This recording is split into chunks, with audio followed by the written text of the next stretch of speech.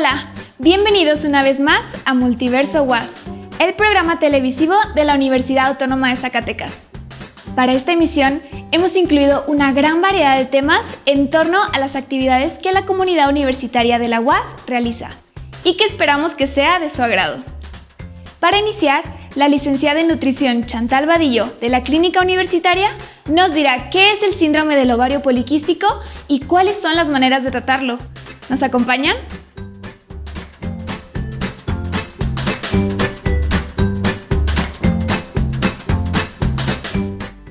Hola, ¿qué tal? Bienvenidos. El día de hoy me complace presentar a nuestra invitada, la licenciada en nutrición Chantal Vadillo.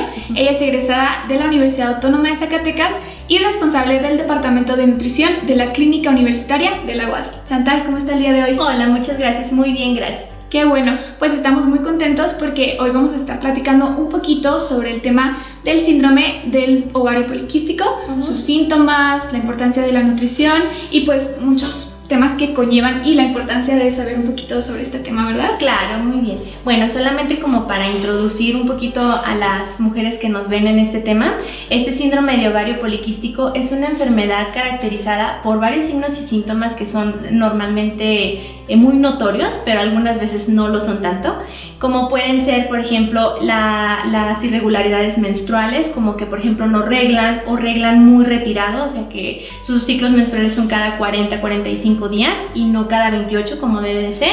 Y también, por ejemplo, estas personas presentan acné, que pues es algo también que podemos notar a simple vista. El hirsutismo, que es la presencia de vello corporal, que se podría manejar como vello masculino, que crece, por ejemplo, en las patillas, en el bigote, en la barba, espalda, pecho, en donde las mujeres normalmente no solemos tener tanto vello. Y también otros problemas como la obesidad y la resistencia a la insulina, que son como de los problemas que más nos acontecen o más nos interesan en el área de la nutrición.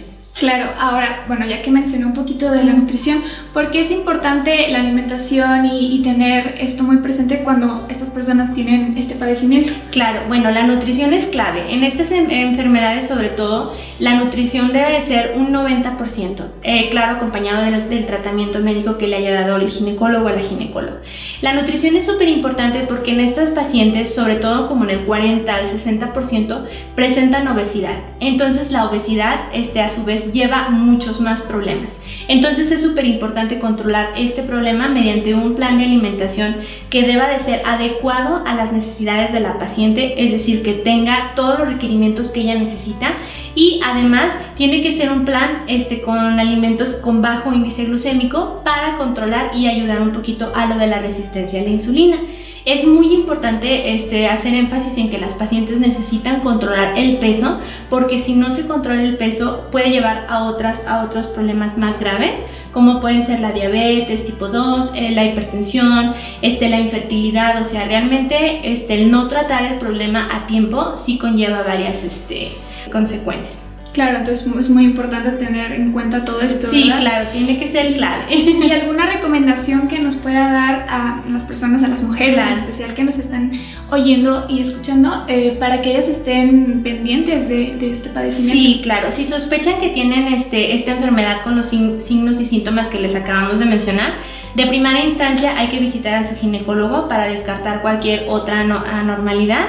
Y trabajar de la mano con nosotros los nutriólogos para hacer el plan de alimentación adecuado a sus necesidades y tratar, bueno, de primera instancia reducir el peso y controlar un poquito lo de la resistencia a la insulina con alimentos como verduras de hoja verde, frutas, cereales integrales y leguminosas como frijoles, lentejas, habas, todo este tipo de alimentos. Claro que sí. Pues así es, chicas, tomen nota porque esto es muy importante. ¿Algún comentario, algún último comentario que nos quiera mencionar? Pues nada más que los esperamos en la Clínica Universitaria en un horario de 8 de la mañana a 7 de la tarde en la consulta de nutrición para llevar su seguimiento con nosotros. Pues ya lo oyeron, amigos, hay que tomar nota porque este tema es muy importante y nosotros los invitamos a que conozcan y visiten la Clínica Universitaria y nos vemos a la próxima. El maestro en ciencias, Jesús Correa, nos platica cómo la Unidad Académica de Psicología ha adaptado y diversificado sus servicios educativos y psicológicos debido a la pandemia del COVID-19.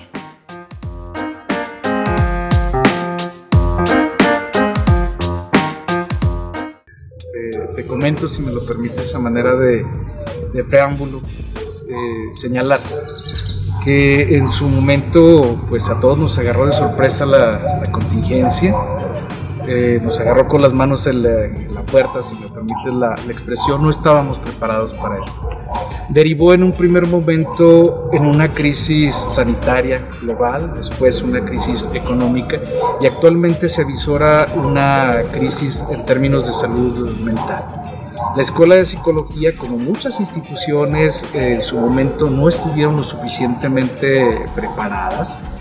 Y al tiempo me permito señalar que si bien nosotros tenemos diseñados planes estratégicos de intervención para eventos extraordinarios, pues la contingencia, la pandemia nos tomó por sorpresa. Nosotros contamos con 19 centros de servicios psicológicos distribuidos en 9 municipios de nuestro estado, en donde prestamos atención en las diferentes áreas que forman nuestra disciplina, es decir, el área clínica, el área educativa, el área social y el área laboral.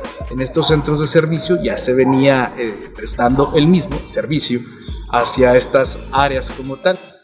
En razón de la contingencia, pues nos tuvimos que separar el espacio para prevenir precisamente contagios y paulatinamente hemos regresado y seguimos prestando este servicio que se ha dividido en 2 grandes esferas.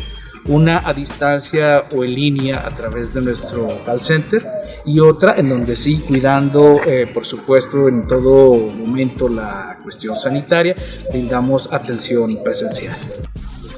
Tendría que decir, en un inicio, pues el call center fue diseñado para atención específica a migrantes. Cuando se viene lo de la pandemia, cuando se da lo de la contingencia, es que tenemos que virar y entonces ya la atención no fue únicamente a nuestros paisanos, no fue únicamente a los migrantes, sino a aquel que en su momento solicitara nuestros servicios. De allí pues que no únicamente se diera una atención clínica, repito, a nuestros paisanos, sino que ahora a todos los que de manera directa o indirecta han sido víctimas de la contingencia, de la pandemia, se pudiera hablar así a muy grosso modo de cuestiones de intervención en crisis, por angustia, por ansiedad, por síntomas de depresión, entre muchos otros que se han venido derivando precisamente de la contingencia. En cuanto a los efectos del trabajo que nosotros hemos venido desarrollando, no te pudiera decir que hay una condición puntual de éxito como tal. Sin embargo, queremos y hacemos el mejor de los esfuerzos para paliar esto que viene ocurriendo a nivel global y que exige de los esfuerzos no únicamente de la universidad o en específico de la Escuela de Psicología, sino un trabajo integral por todos los actores que en determinado momento pudieran intervenir. Para muchos implicó un trabajo extra el poder contar con los elementos que les permitieran asistir a sus clases en línea, que al tiempo se vio reflejado no solamente en ausentismo, sino también en deserción y una disminución, por supuesto, de la calidad que pudiéramos nosotros idealmente buscar en cuanto a nuestros estudiantes. Eso en lo educativo. Agreguémosle pues que difícilmente algunos de los maestros estaban capacitados para poder hacer uso de las herramientas, al igual que nuestros alumnos, las herramientas tecnológicas que venían dándose pues a las que se les venía dando otro uso y que ahora tendría que ser encaminada como una herramienta de orden didáctica y para la cual en su momento no se estuvo lo suficientemente capacitado. Sin embargo, la Escuela de Psicología, a través también de sus centros de servicios psicológicos, ofreció la posibilidad de capacitar no solamente a nuestros maestros, sino también a instancias externas, así como a padres, madres de familia, para facilitar esta inserción paulatina al nuevo modelo, llamarlo de alguna forma, de impartir clases. ¿Se han preguntado cómo surgió la costumbre de usar ropa? ¿De qué estaban hechas las primeras vestimentas? La doctora Adriana Macías Madero, de la Unidad Académica de Antropología, nos lo explica.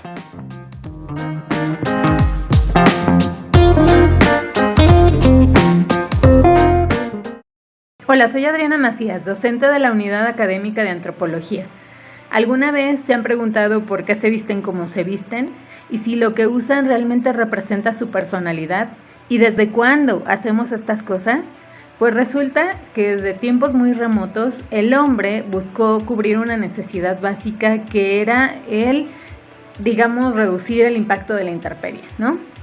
El hombre, como ustedes saben, a diferencia de otras especies, nació menos protegido en el sentido biológico, es decir, no contamos con pelajes abundantes, ni con garras, ni con feroces dientes. Pero aún así tenemos la capacidad intelectual para procurarnos del entorno recursos que nos cubran esas necesidades. La ropa lo pudieron, obtener de aquellas especies que cazaban. Al principio era pues difícil conservar las pieles, ¿no? Pero ellos, observando la naturaleza, escogieron algunas plantas, algunos minerales que permitían curtir las pieles. Y esto hacía que se endurecieran, que perdieran la cantidad de agua y de grasa, lo que hacía que duraran más tiempo. Como es de pensarse lógico, es decir, había unas pieles más resistentes, unas pieles más suaves, procesos, más fáciles de hacer, y en este sentido fueron escogiendo con el tiempo las mejores especies para usar. Evidentemente, el que era más hábil tenía la mejor piel y lucía el mejor aspecto. Para acompañar esta indumentaria también se colgaban cosas que representaban su valor, su audacia, su capacidad de observación, y colgaban con ellos pues dientes, garras e incluso arpones y demás cosas que hacían que les daba relevancia sobre los demás en el grupo. Obviamente esto lo inferimos por los registros que se encuentran en cuevas de cromañones, donde hay este tipo de registros de contexto donde los huesos están asociados a pieles y demás adornos que se utilizaban en vida. ¿Pero qué más hacía? Digamos que con el tiempo el hombre fue viendo que había otros recursos de la naturaleza que también podía usar. Había animales que eran más peludos que otros, y entonces de estos animales podía obtener algunas fibras.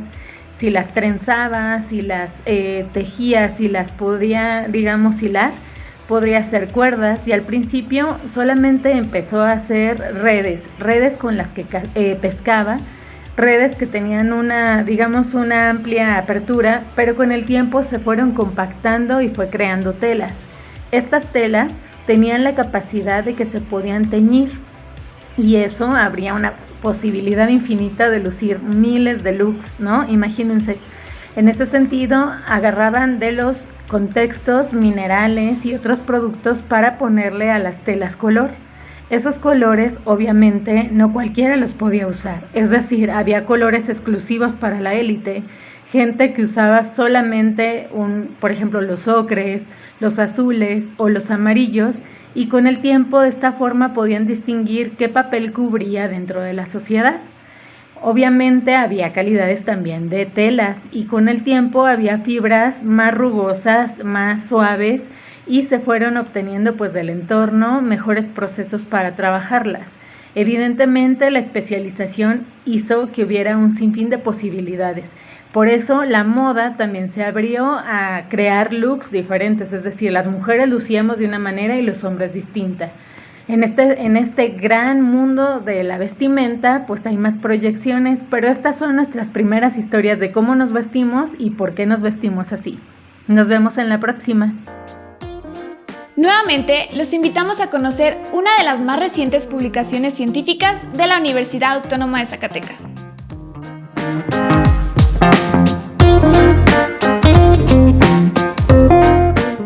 Historia ambiental en el norte de México, coordinado por Juana Elizabeth Salas Hernández, Margilde Jesús Canizales Romo.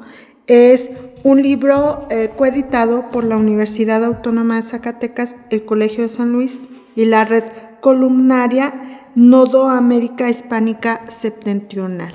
Es un libro colectivo de 9 capítulos que tienen como hilo conductor la historia ambiental en este espacio denominado como el norte de México. El norte de México comprendido en diferentes momentos históricos y geográficos, no un norte inamovible, sino un norte cambiante a lo largo de las diferentes épocas que abordan las autoras y los autores de este libro. Este libro es importante en varios sentidos, y uno de ellos, que es el primer esfuerzo por comprender la historia ambiental de este espacio del país y conjuntar a diversos autoras y autores de distintas instituciones que se han dedicado a la historia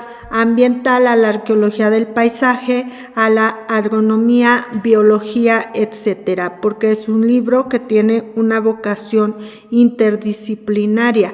Es el primer intento por pintar la historia de verde en el norte de México.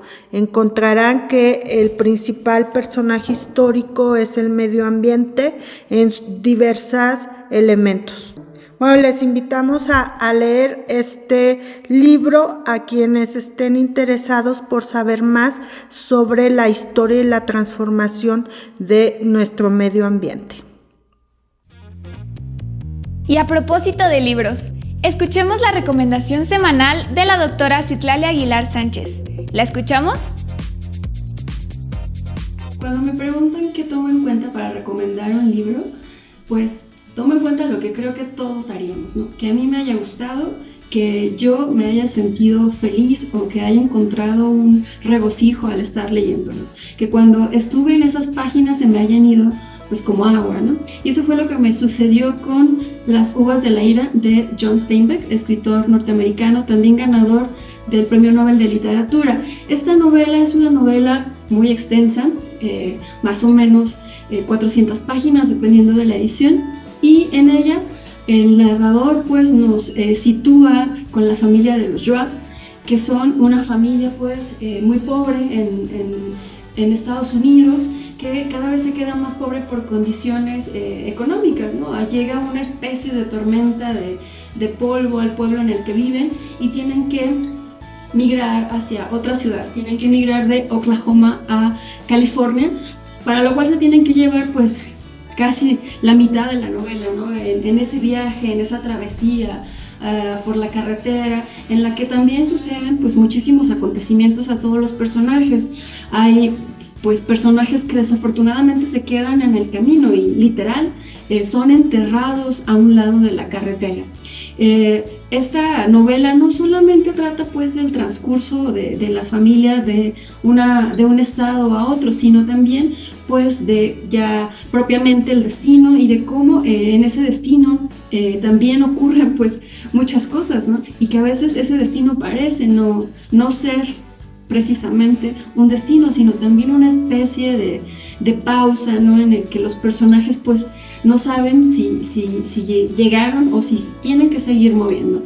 En esta novela pues el tema esencial, el tema principal del que nos está hablando el autor, pues es la migración. John Steinbeck es un crítico, un maestro crítico de las condiciones sociales y económicas de su país, y pues en esta novela nos muestra pues lo difícil que es para los migrantes llegar a otra ciudad, del rechazo al que se enfrentan, de la marginación y también de las pocas oportunidades a las que nos enfrentamos en estos momentos de dificultades económicas que nos obligan, no porque nosotros queramos, sino porque nos obligan a movernos a un lugar diferente del que nacimos, ¿no? En esta novela, pues el autor, John Steinbeck, es mordaz, es muy crítico, nos va mostrando cómo el mundo cambia o ha cambiado con el capitalismo y cómo poco a poco los seres humanos nos vemos la necesidad de deshacernos prácticamente de todo lo que tenemos, no nada más físicamente, sino intelectualmente, emocionalmente y psicológicamente, ¿no? En esta novela los personajes se van desencarnando prácticamente, ¿no? Por sobrevivir en una sociedad pues que no les permite o no les otorga facilidades para hacer otra cosa, ¿no? Es una gran novela, una gran recomendación. Las páginas se pasan como aire, ¿no? Una tras otra, y es una novela pues muy ligera. El estilo de John Steinbeck para narrar es sumamente alegre, a pesar de que tenga un contexto o una trama muy pesada. Su manera de escribir, de narrar, es alegre en el sentido de que es muy fluida, es vertiginosa, los personajes pasan por una y otra cosa, y pues realmente el lector no tenemos de otra más que pues ser ahí los testigos presenciales sin poder ayudar a nadie más que con nuestra lectura. Esa es la recomendación de esta semana. Yo soy Citlali Aguilar Sánchez y nos vemos en la próxima. La Pinacoteca Universitaria de la UAS resguarda una gran colección de pinturas antiguas que son patrimonio para todos los zacatecanos. Los invitamos a conocer un extraordinario retrato de Ramón López Velarde.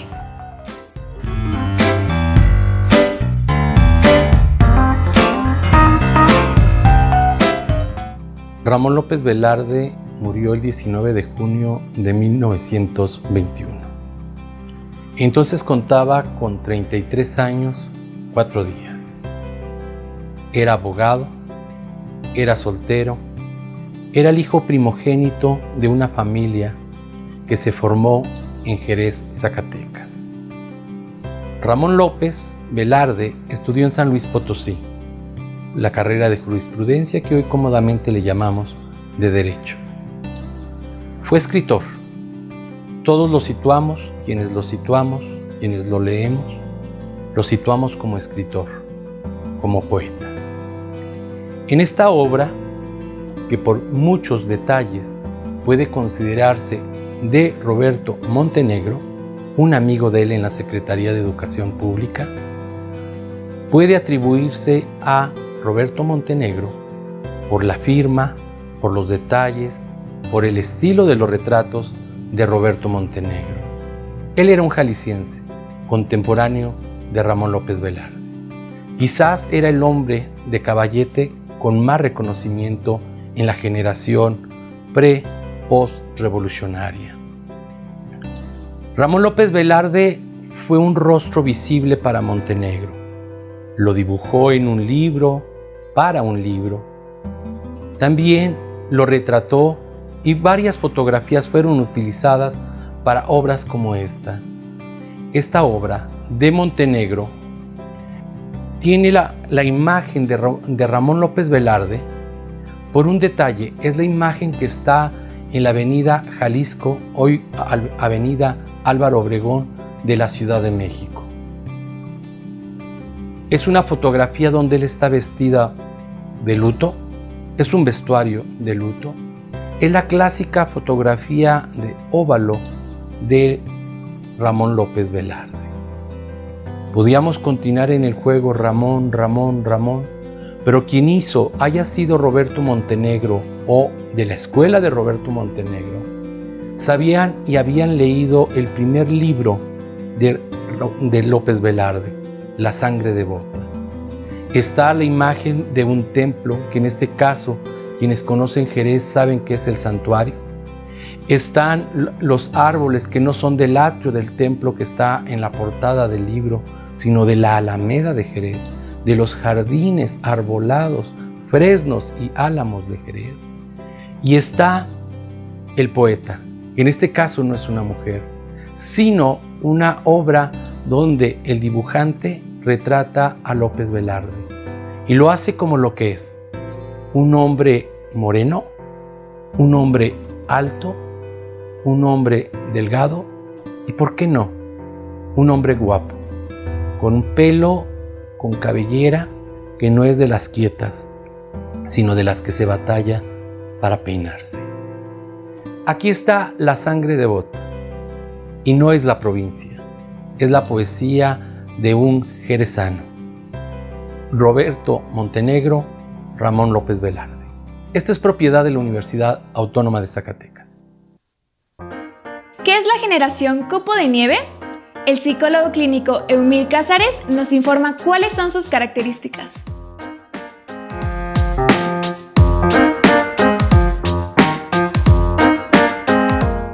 En esta ocasión te voy a platicar al respecto de lo que son las generaciones Copo de Nieve. si bien cada época de nuestra historia, cada situación, cada sociedad tiene características muy particulares, la cuestión con respecto a la generación Copo de Nieve tiene que ver mucho con esta clase de personas, esta clase de jóvenes específicamente, que de alguna manera están mostrando formas de conducirse muy particulares, sobre todo al respecto del trabajo. Distintas universidades en algún momento empezaron a observar ya en el ámbito laboral que muchos de los jóvenes que empezaron a trabajar a partir del 2010 hasta hoy en la actualidad muestran ciertas características que pueden diferenciarse con respecto a generaciones anteriores. ¿A qué quiero llegar con esto? Me observaron que estas generaciones de alguna forma duraban poco en el trabajo o en periodos de 6 meses, de 1 año, migrando a un trabajo, a otro trabajo y de alguna manera no sintiendo una estabilidad en términos económicos, en términos laborales como tal. Estas universidades, entre ellas la Universidad de Oxford, empezó a desarrollar un estudio al respecto de esto, encontrando datos muy importantes e interesantes, en el sentido de que los jóvenes regularmente no estaban buscando una estabilidad económica o no estaban buscando una pertenencia a la empresa. Lo que principalmente estaban buscando es precisamente desarrollar su proyecto de vida personal, es decir, que si la empresa en la que trabajaban no estaba abonando a que ellos se sintieran realizados, se sintieran observados en el mejor de los términos, es decir, que les aplaudieran sus logros, sus desenvolvimientos, etcétera, si eso no se llegaba a cabo, lo pasaban a otro trabajo. Esto me empezó a marcar mucho la idiosincrasia que la juventud en la actualidad presenta al respecto de lo que es un trabajo. Ya fuera de esa dinámica en la que en un trabajo se busca una estabilidad, un sueldo base, una cotidianidad, y de ahí ese trabajo que sea hasta la muerte de alguna forma, como en generaciones anteriores. En la actualidad se busca una experiencia y se busca que el trabajo abone a mi proyecto de vida, que me sienta realizado, no tanto importando la cuestión económica monetaria, por lo que esto empezó a designar que las generaciones actuales tienen una forma de conducirse hacia el ámbito laboral muy particular. Y es aquí en donde se llega al concepto de la generación Copo de Nieve, porque de alguna manera esta analogía del copo de nieve pareciera a esta generación. Es decir, en esta generación se consideran las personas únicas como un copo de nieve, que no se pueden repetir un copo de nieve con otro, pero que también se pueden alterar y se pueden derretir a la menor alteración de la temperatura. Quiere decir que si no se sienten realizados inmediatamente una persona ahorita en la actualidad en su trabajo, inmediatamente cambian a otro.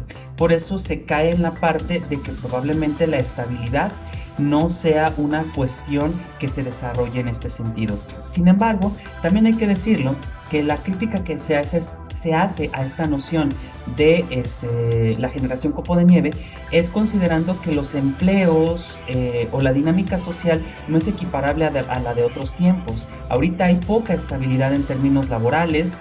Los contratos se firman cada 6 meses, 3 meses, a veces hasta un año. Además de que contraer una vivienda es más complicado de lo que pudiera haber sido en generaciones anteriores. Pero lo que quiero señalarte el día de hoy es que precisamente son otras motivaciones las que nos llevan a obtener un empleo, a estar en una relación de pareja, a considerar si se tienen hijos o no, con respecto a generaciones anteriores. Por eso en este caso es importante señalar que no podemos comparar generaciones anteriores con las generaciones actuales, ya que son condiciones totalmente distintas, pero en lo que con respecto lleva a nosotros, sí hay que identificar si estoy en la parte de la estabilidad o también estoy desatándome mucho en estar en el constante cambio. Esta es la aportación que te quiero llevar el día de hoy hacia contigo y espero sea de mucha utilidad. Nos vemos en una próxima colaboración. La Clínica Universitaria ofrece atención médica integral en las áreas de medicina general, laboratorio bioquímico, nutrición, enfermería, psicología, cuidados y enfermedades del adulto mayor y certificados médicos. Precios accesibles al público en general. ¿Existe una fuente de juventud? El doctor Miguel García Guerrero, del Museo de Ciencias de la UAS, nos cuenta cómo la ciencia ha logrado identificar un factor que aumenta la juventud en el cuerpo humano.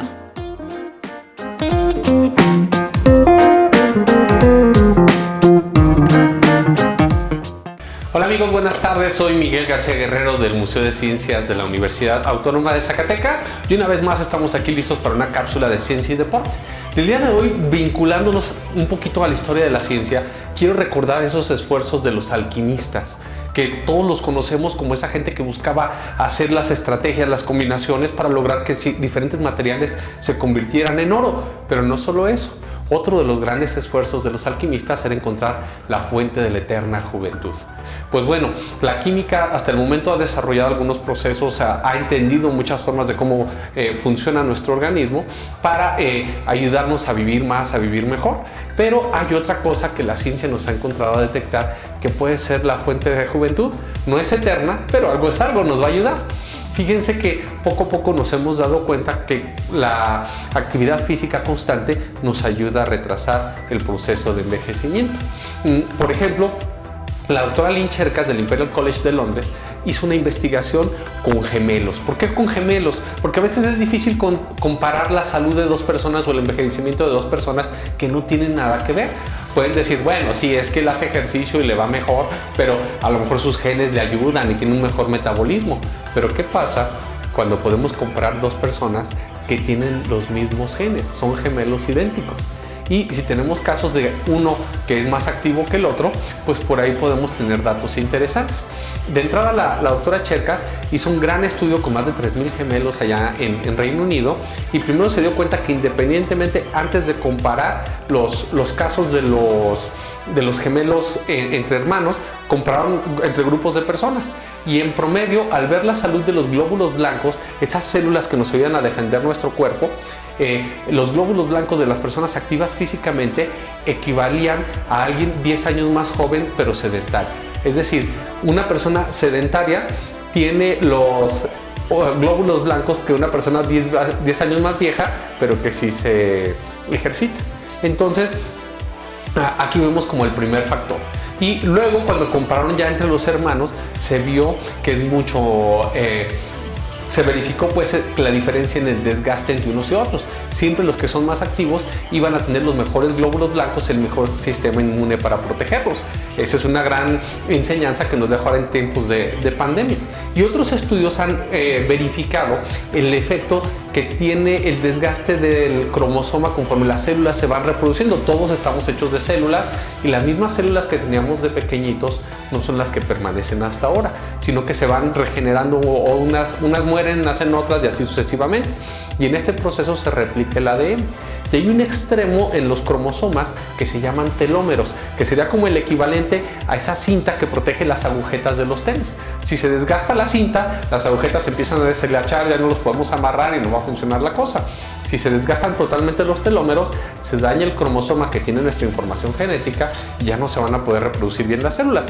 Pues sucede que las personas más activas tienen un menor desgaste de telómeros, quiere decir que son menos propensas a sufrir daños en los genes de sus células y también a tener problemas como cáncer u otro tipo de detalles. Finalmente, quiero agregar que hay estudios que señalan que las personas más activas tienen una mayor capacidad de regeneración celular en el cerebro. Esto se debe a que las partes que producen la energía en las células se reproducen más y tienen más energía. ¿Cuál es la ventaja de esto? Que a la larga nos hace menos propensos a padecer enfermedades neurodegenerativas como puede ser Parkinson o Alzheimer.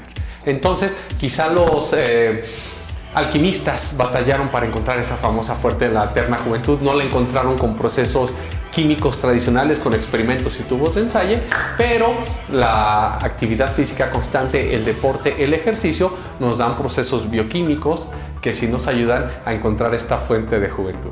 Ojalá la aprovechen, ojalá se inspiren con estas ideas desde el Museo de Ciencias de la UAS y nos vemos pronto en otra cápsula de Ciencia y Deporte.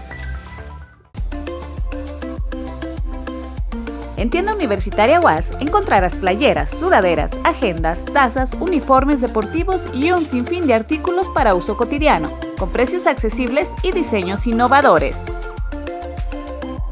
Lleva contigo el amor hacia tu alma mater. A continuación, el doctor Felipe Escalona, de la Unidad Académica de Ciencias de la Tierra, nos explica cuáles son los efectos de la erosión sobre la infraestructura urbana y las viviendas. Veámoslo.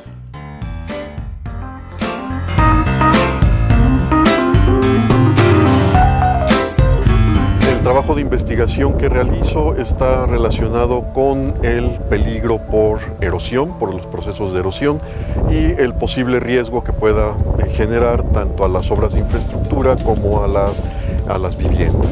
Entonces aquí lo que estamos viendo, estamos en Calzada Solidaridad, es ese efecto que provoca la erosión principalmente por la lluvia. Si nosotros vemos aquí a mi izquierda, entonces podemos ver cómo en la parte superior hay un árbol cuyas raíces están, pues una parte ya está volando.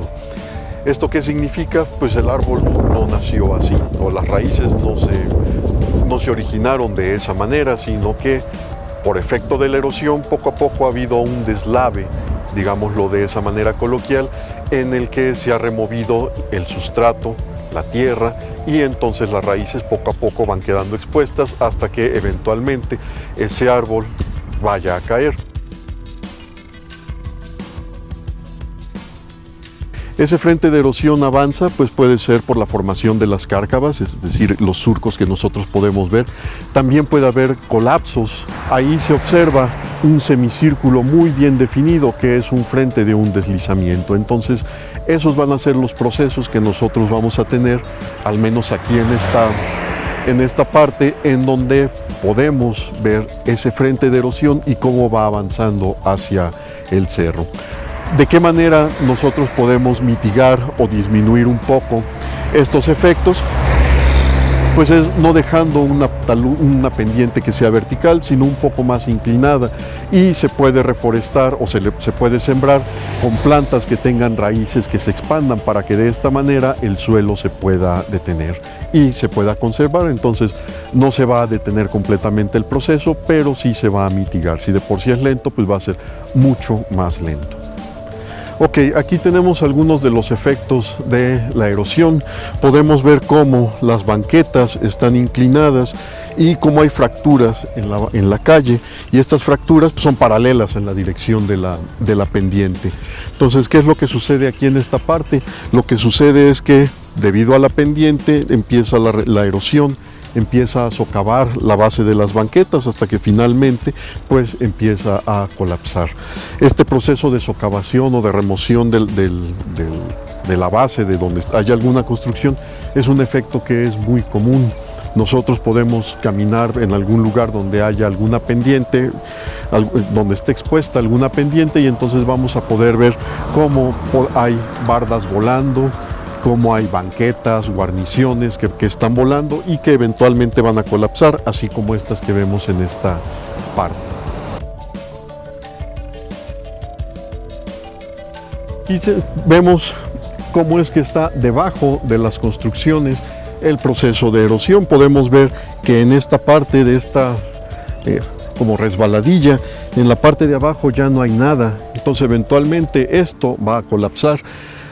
Ahí en la banqueta podemos ver cómo hay una parte que ya no tiene soporte. Si nosotros recordamos lo que veíamos en la parte de allá atrás, pues las banquetas ya están volcadas. Entonces aquí, dentro de algún tiempo, pues esta banqueta también va a colapsar. Sí, entonces podemos ver que los procesos de erosión van a ser muy efectivos y a veces son imperceptibles. La gente pues puede pasar por acá y no los nota, pero cuando ocurren sus efectos pues van a ser de manera espontánea, van a ser de manera súbita, y lo que va a provocar pues va a ser un colapso que puede generar en un accidente o en una condición de riesgo para, pues pueden ser personas, pueden ser vehículos. Bueno, aquí lo que podemos ver es dónde inicia el frente de erosión. Vemos cómo ya tiene algunos efectos. Podemos ver estas dos guarniciones de la banqueta pues que ya colapsaron y que son de esta parte. Vemos que la banqueta ya no es continua. Si nos asomamos hacia el frente, pues ya hay un espacio que por allá son aproximadamente 10-15 centímetros y que en esta parte alcanza el medio metro de profundidad. Sí, es decir, todo ese material está siendo removido por efecto de la erosión para provocar ese hueco. Esa pérdida de material pues lo que hace es que con el peso de los vehículos que están en la parte superior pues facilite esa rotación para que este bloque empiece a desplazarse hacia donde estoy yo. Ok, en esta calle el frente de erosión como el que se ve en la parte de allá atrás también continuaba y era igual de severo aquí donde nos encontramos. Sin embargo, hace algunos años pusieron este muro de cantera para tratar de mitigar y efectivamente se ha mitigado. Sin embargo, el proceso no se ha detenido. Nosotros podemos ver cómo en la parte inferior está ya la remoción de los materiales y cómo el proceso va a continuar. Aquí la parte que acelera toda esta remoción de materiales pues es la lluvia. Mientras haya más lluvia, entonces el proceso, la erosión es más efectiva y remueve una mayor cantidad de sedimentos. En el proyecto de investigación pues estamos evaluando todos estos sitios y definiendo de una manera más detallada cuáles son los factores que los controlan para poder pues, definir alguna estrategia que permita mitigarlos.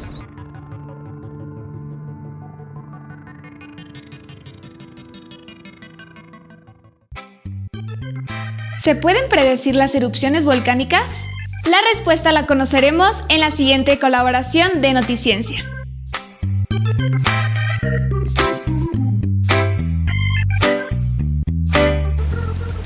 Hola, ¿qué tal? Mi nombre es Frida y me encuentro con Juan Antonio Pérez. ¿Qué tal? ¿Cómo estás? Hola, ¿qué tal? Un gusto saludarte y saludar a nuestro público. Y el día de hoy vamos a estar platicando de un tema muy interesante, el cual es la detección de erupciones volcánicas que se van a poder predecir. Esto fue mediante estudios de la NASA y de la Universidad de Alaska en Fairbanks, pues crearon un método que va a poder detectar los signos de erupciones volcánicas antes de tiempo. De hecho, con años de anticipación a que esto ocurra. El investigador Tarsilo Girona de la Universidad de Fairbanks en Alaska desarrolló un estudio durante 16 años en el cual recopiló datos a través de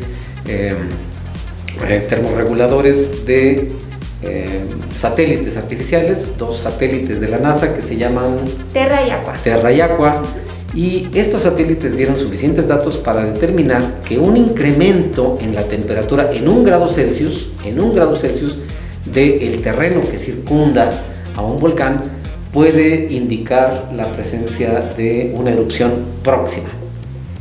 Claro, y bueno, pues los científicos creen que el aumento de este calor pues puede resultar de la interacción con los depósitos de magma. Entonces, pues creo que es un descubrimiento o una creación de este método muy interesante y que va a tener muchísimos beneficios para la sociedad, para, pues claro, que esta evolución tecnológica, ¿no? Todos los desastres que se pueden evitar, que se pueden prevenir.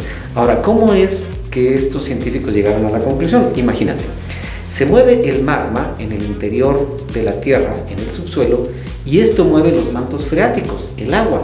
El agua sube en forma de vapor y calienta la superficie de la Tierra. Entonces no es el magma propiamente dicho el que calienta la superficie, sino el agua que es evaporada por la acción del magma.